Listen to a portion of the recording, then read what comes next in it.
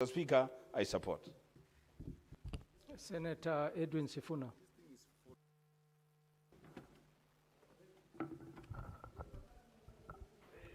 You know,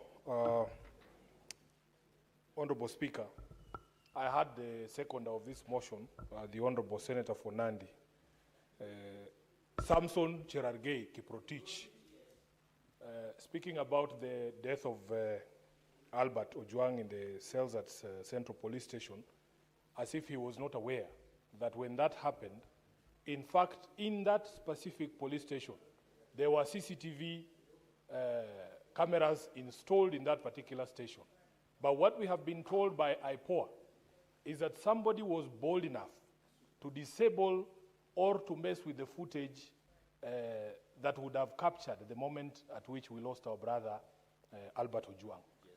And Mr. Speaker, this is the reason why context of the behavior of police officers, the context of the behavior of public officers is extremely critical. We, as Kenyans, when we passed this constitution, Honorable Speaker, we were in a certain frame of mind. Mr. Speaker, if you want to know the frame of mind that Kenyans were in, you have to go to the preamble of the constitution. And Honorable Speaker, because I like to teach, you will explain what the context of the constitution is when we were passing it. If you look at the preamble, Honorable Speaker, Kenyan people committed to nurturing and protecting the well-being of the individual, the family, communities, and the nation. Those of us who went to proper law schools know that when names or words are used in a certain order, it is not a fluke. There is a reason why it starts with the individual, the family, communities, and the nation. Honorable Speaker, we have another basic principle, the frame of mind that Kenyans were in when we were giving ourselves this constitution, because they say it's a very progressive document, but it required a very specific kind of government to be able to ensure that it is implemented. And that government is specified under the preamble that it has to be a government based on the essential values of human rights, equality, freedom, democracy, social justice, and the rule of law. Again, Honorable Speaker, when phrases are used one after the other, it is important for you to pay attention to the order in which they are used. Here, we started with human rights. It was deliberate, Honorable Speaker. Mr. Speaker, because of the history of this country, with police brutality, abductions, detention without trial, torture, kidnappings, we went ahead and provided, Honorable Speaker, that there are four specific rights that cannot under any circumstances, Honorable Speaker, be derogated from. And those rights are enumerated at Article 25, I think. Let me just read it, Honorable Speaker. Article 25, which is the only article that talks about fundamental rights and freedoms that may not be limited. So it doesn't matter the circumstances. You cannot derogate from these rights. And they are, number one, freedom from torture and cruel, inhuman, or degrading treatment or punishment. Freedom from torture, cruel, inhuman, or degrading treatment or punishment. Number two, Honorable Speaker, freedom from slavery or servitude. Number three, the right to a fair trial. And lastly, Honorable Speaker, the right to an order of habeas corpus. The right to an order of habeas corpus for those farmers in the House, like Senator Methu, is an order for the production of somebody who is in the custody of police officers. Speaker, the culture of impunity that we have created in this country is what gives a police officer at Central Police Station the confidence to know that even when he switches off that police camera or the CCTV and commits murder in the cells, the places where we've been told should be the safest places, that culture that gives the people confidence is what we are trying to address as a country. And Honorable Speaker, it shocked me to levels that I cannot even imagine, that a member of this House and a lawyer, for that matter, somebody who claims to be a legal mind, Honorable Speaker, would forget these fundamental provisions of the Constitution and support a situation where Kenyans are being subjected to abduction, subjected to torture, subjected to cruel and dehumanizing punishment. Honorable Speaker, there was a very serious case of some of our activists who went to stand with our brothers in Tanzania. My good friend, the chairperson of Chadema, Tundu Lissu, who has been facing treason charges. My brother John Heche, who was arrested at the border of Tanzania when he was coming to Mon Baba, somebody who has been his friend for many years. When some of our colleagues here, including respected people, tried to go there to stand in solidarity with these great movers, members of the democracy movement, they were subjected to some of the most inhuman things that you will ever go through. I hear people calling themselves Kalenjin warriors on the floor of this house. Some of the things that we heard from Boniface Mwangi, I would want to know why a Kalenjin warrior would wish any of that punishment and mistreatment on any human being, Kalenjin warrior or not. Speaker, it disgusts us. And one of the things that is the most disgusting for me as Senator Sifuna and SG of ODM is that some of these characters have been running around wearing ODM colors, calling themselves founder members of ODM. Mr. Speaker, they say birds of a feather flock together. Those are not our colors. Those are not our people. Those are not our values. The ODM party, Honorable Speaker, is a party that is known for justice. We are the manufacturers. We are the birthers of this constitution. There is no way, Honorable Speaker, we will associate with characters who run around saying people should be subjected to inhuman and degrading treatment. Senator Sifuna, So, there's a Honorable point Speaker, of order. There's a point of order. What's your point of order, Cherargei? Mr. Speaker, I raise understanding on the 101.1. I've heard Senator Sifuna mention a number of names and the judicial conducts like Tundu Lissu, Heche, that come from Tanzania. It's on record.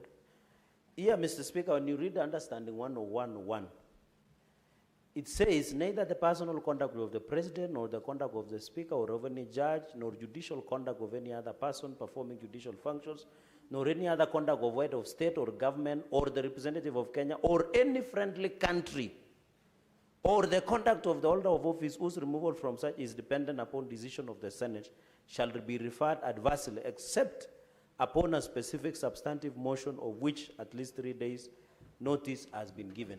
The reading, the upshot, is it in order for Senator Sifuna to refer to other matters? We are aware that Tundu Lissu is undergoing judicial process in Tanzania. It is on record. But is it in order for him to refer to such matters in a friendly neighboring country without a substantive motion, which we don't have a problem? If he brings it, it would be in order. Is it in order, Mr. Speaker? Can he withdraw and confine himself within the standing orders, Mr. Speaker, of Standing Order 120 of the standing orders? You should listen. Honorable Speaker,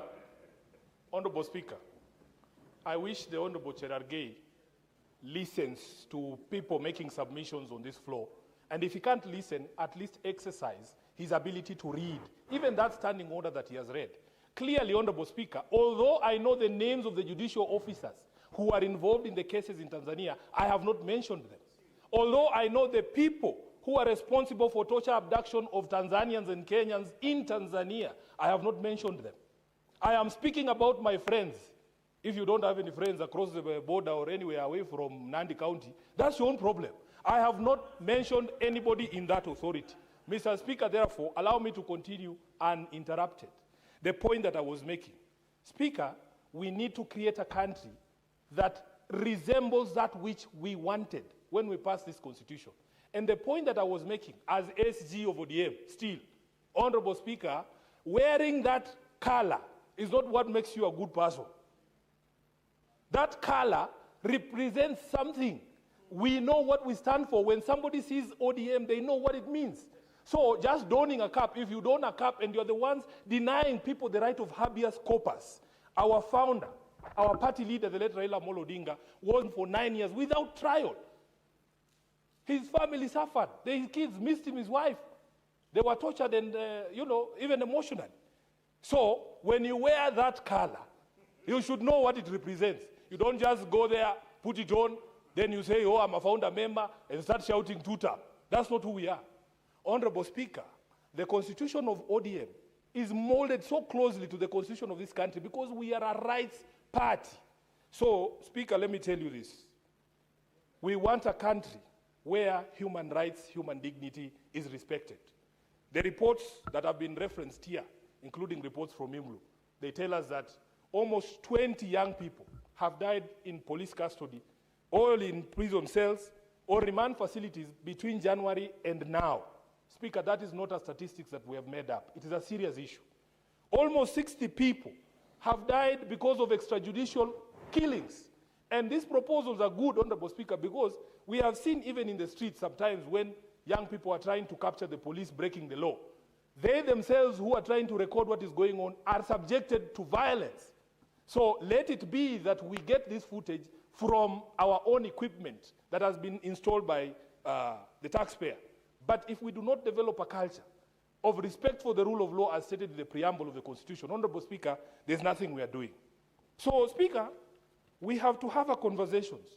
We have spoken here during the motion on the State of the Nation about even reviewing of police standing orders and their operational, what are they called?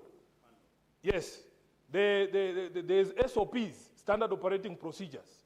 Honorable Speaker, because again, I will not tire to remind the country that I am the author of the MOU signed between Raila Odinga and President Ruto. Honorable Speaker, the review of the police standing orders, because I made sure that because I'm a senator, I incorporated the resolutions of this House during the debate on the State of the Nation in that MOU. I had some person running around who was not even in the room when the MOU was being prepared, telling us that it is at 50% implementation. He doesn't know. He hasn't read it, I can confirm. Because I know him. He will tell you when that thing has been implemented, because it is not something to hide. It is like this debate we were having in the afternoon. Whether SHA is working or not is not something somebody will tell you. You will hear from the people on the ground. When you go there, Honorable Speaker, in Garissa, you will say, yes, mambo ya harambe hapa imeisha. Honorable Speaker, when that MOU is implemented, nobody will need to shout from the rooftop about its implementation. We will see compensation of the victims of police brutality. They will tell you the money is in their accounts. They will tell you that the SOPs, the standard operating procedures of the police were brought to this House. They have been amended, and now we have a people-friendly police force or service. Honorable Speaker, they will tell you that devolution is working. Those are the things that we incorporated in that. And we want to urge Kenyans, Honorable Speaker, not to fall into this trap of encouraging a clawback of all the gains we've had. Honorable Speaker, the things that are happening in our neighboring countries, they used to happen here. They used to happen here.